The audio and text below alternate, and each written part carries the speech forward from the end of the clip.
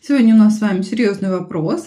Кто или что влияет на то, что происходит в вашей жизни, на события, на ваше состояние, на ваше развитие? Давайте подумайте о себе, настройтесь на себя и посмотрим, кто или что влияет. Достану карту «Ваше внутреннее состояние сейчас».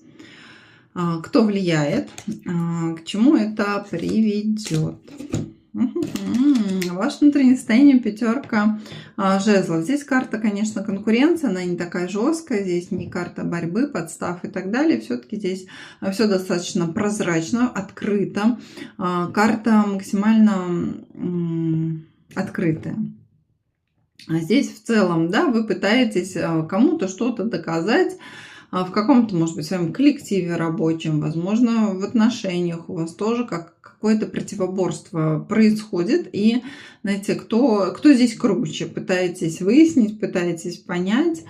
Поэтому ваше внутреннее состояние достаточно такое вот воинственное, состояние конкуренции, состояние борьбы. Что влияет? Влияет ваше завышенное эго, самооценка.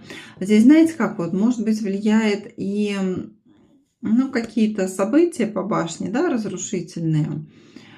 В целом обстановка, не буду говорить какая, я думаю, кто знает, кто понимает, про что я говорю, они поймут, про что это тоже очень сильно влияет, очень сильно давит на нас извне. На наше внутреннее состояние тоже очень сильно это все влияет, к сожалению, да. А также здесь про что карта башни? Про внутреннее наше эго, про то, что мы хотим большего. И не обращаем внимания на то, что происходит вокруг. Поэтому, да, здесь посмотрите, чего вы хотите.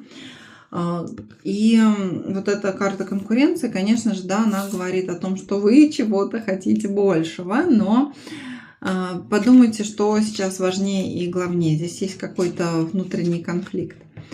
К чему приведет? Ну, вот к этому конфликту и приведет. То есть, если вы будете продолжать с чем-то бороться, конкурировать, достигать каких-то своих, видимо, завышенных целей, то это приведет, к депрессии, к состоянию, что я уже ничего не хочу. Ну, в общем-то, так себе карта.